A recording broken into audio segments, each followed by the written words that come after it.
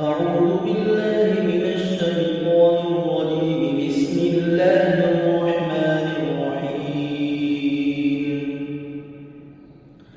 وسيق الذين كفروا إلى جهنم زمرا حتى إذا جاءوها فتحت أبوابها وقال لهم خزنتها ألم يأتكم رسل منكم يتلون عليكم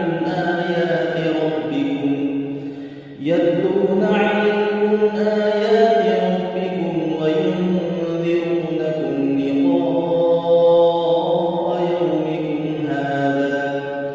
قالوا بلى ولكن حقت كلمة العذاب على الكافرين. قيل ادخلوا أبواب جهنم خالدين فيها فبئس مثوى المتكبرين.